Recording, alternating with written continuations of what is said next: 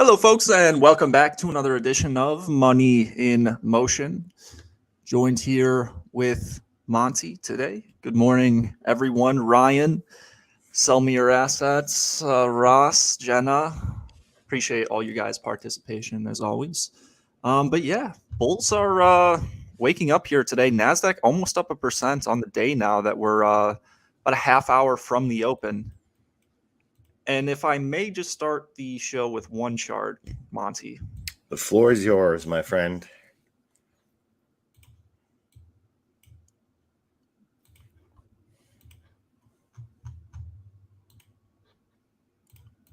Sorry, hang on. I promise it's coming. Say, are you? Oh boy.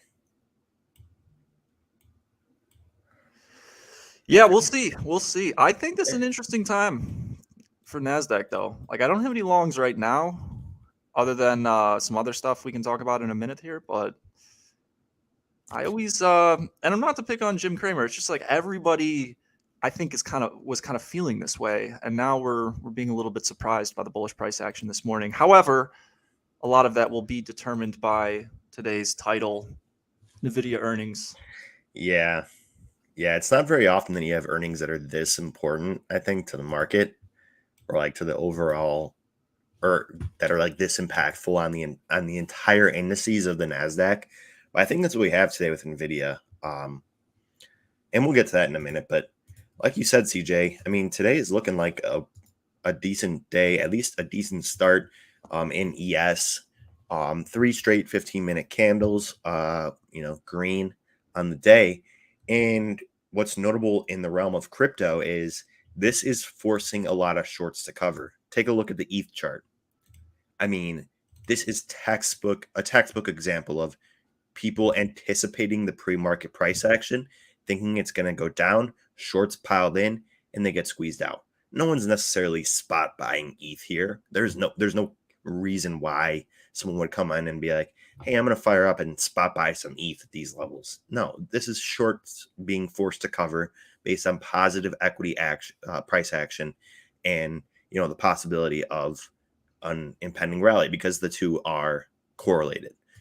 So taking a look at the NASDAQ, I mean, it's going to be interesting to see how it plays out throughout the day, because, of course, like CJ hinted at and like the title suggests, the biggest news, I think, this week is going to be Nvidia earnings and what it does before earnings, what it does prior, what it does, after earnings. I think all of that will be very, very important.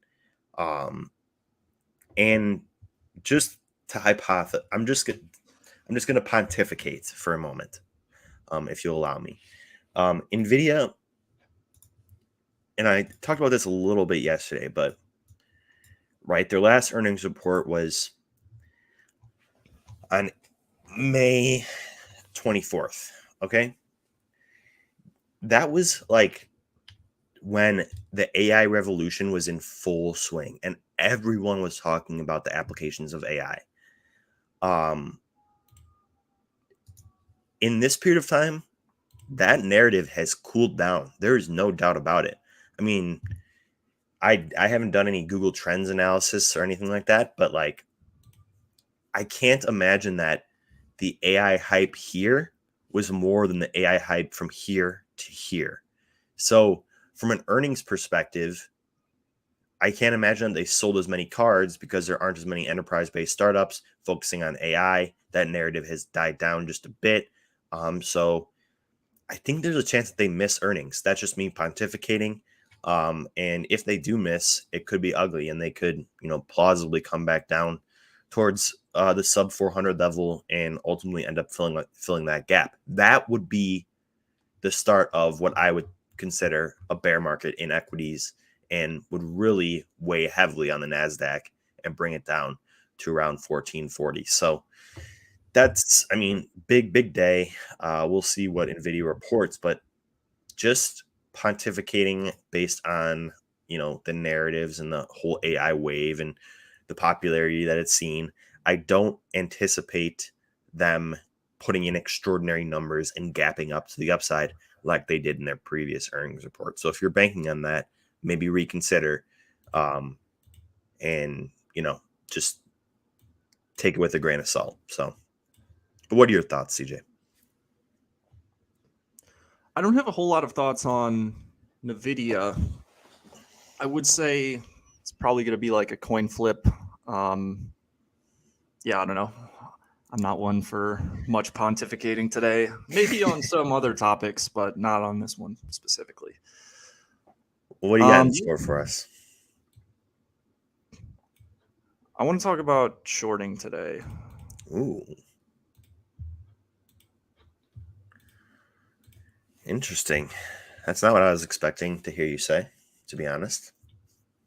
I mean, like the concept of shorting, not actually shorting. You see the funding rates here? Yeah, I see them. Okay. Oh, I see them. All right. This is the most insane or extreme, I should say. Both words. Funding rates. Any time I've seen them ever. Yeah. So, like, if you're shorting here, you're not you don't have a particularly original idea.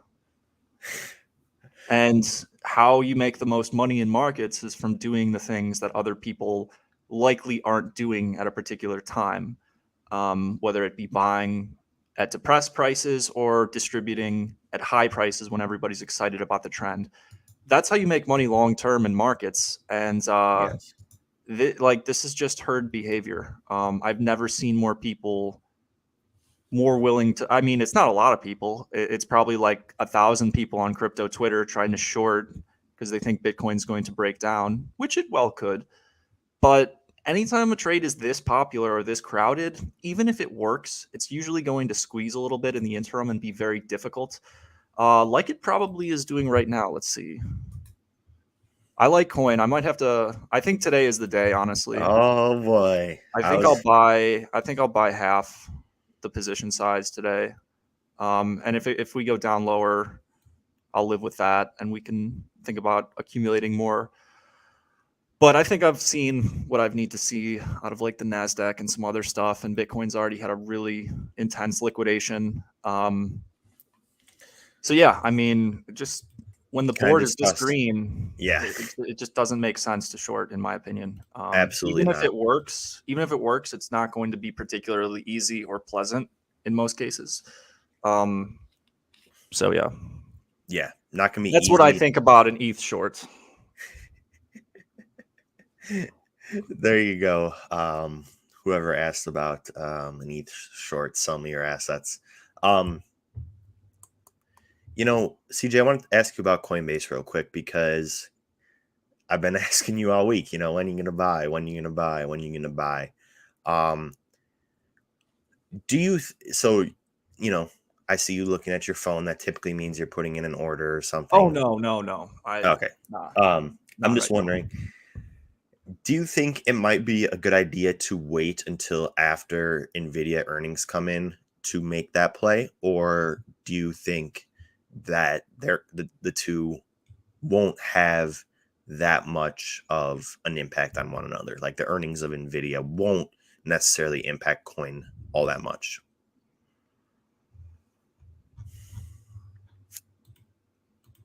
I mean, I'm kind of just going with the strength of the Nasdaq till proven otherwise. I don't know if it'll have that much of an effect, honestly. And even if it does have a short-term effect, you might just see a gap get filled either way. So yeah, I don't know if there's going to be I really don't know how to quantify the impact of Nvidia's earnings, despite the title. It's just like, these are things I can't predict with efficacy over time. So it's like, why even try? Why don't we just react to price? And, obviously we have to plan for certain things, but I don't think this should be too much of an obstacle, especially considering how like cautious.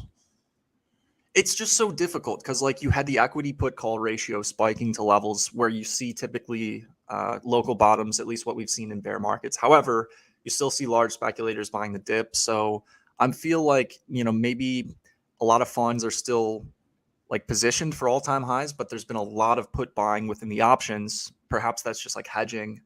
Um, but long answer to your question, I don't think it's going to be a huge impact. Yeah. Yeah, I'm with you there. I like coin at these levels as well. I'm not gonna buy yet. I just worry that perhaps like Nvidia comes in with some irrationally like exuberant numbers and it drives the Nasdaq higher, or vice versa.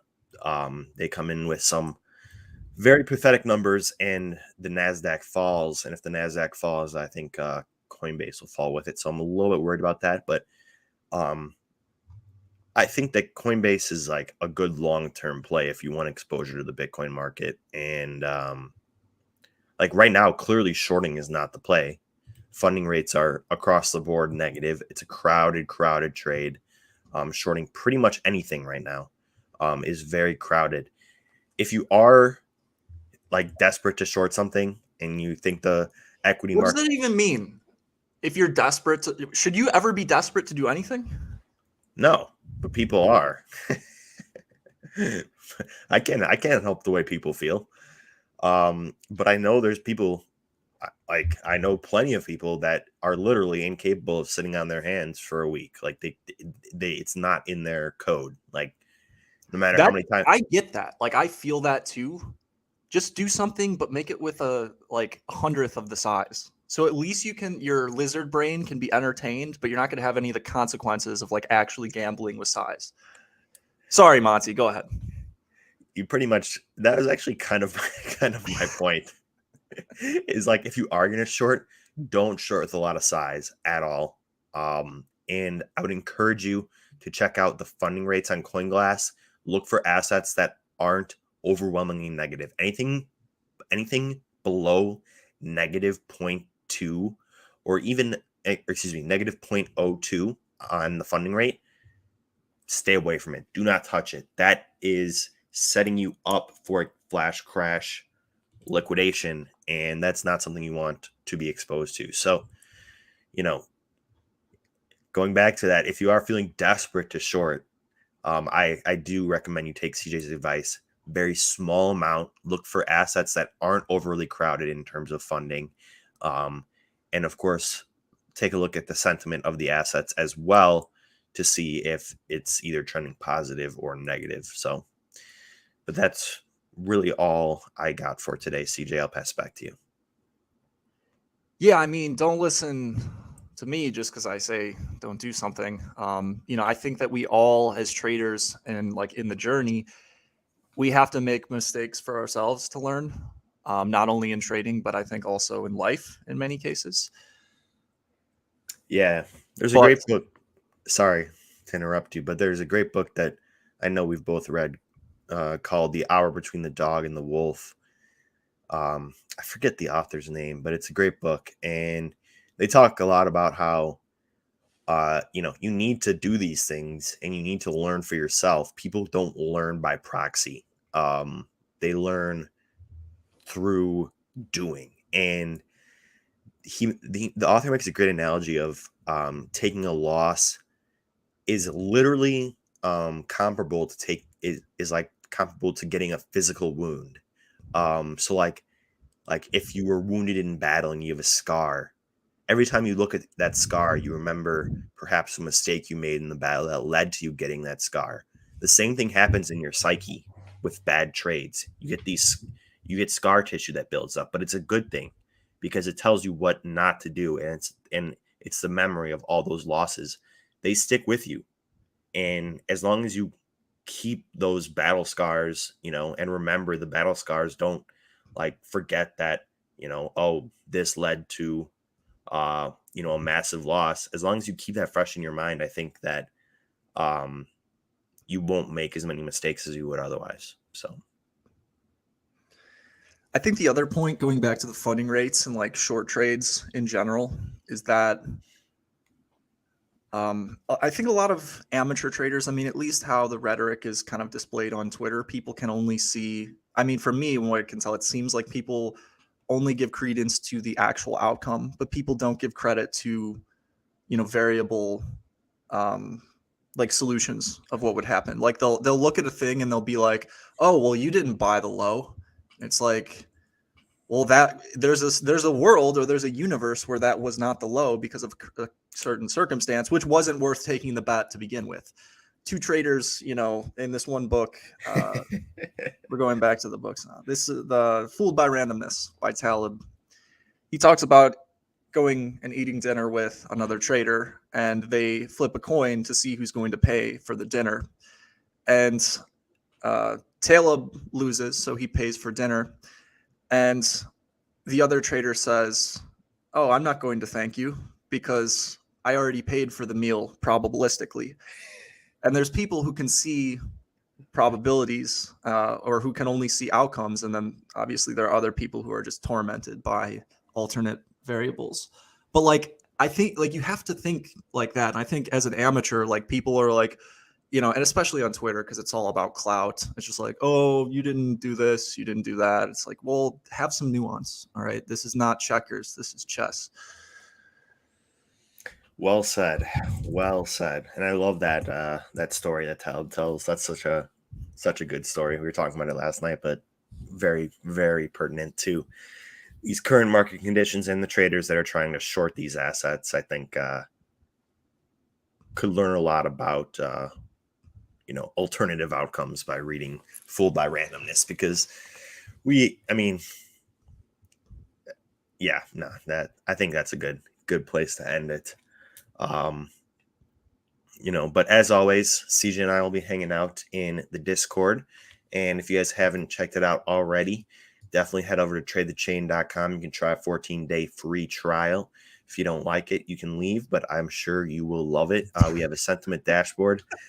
If you don't like it, you can get out. That's right. We got a sentiment dashboard that shows what's hot, what's not.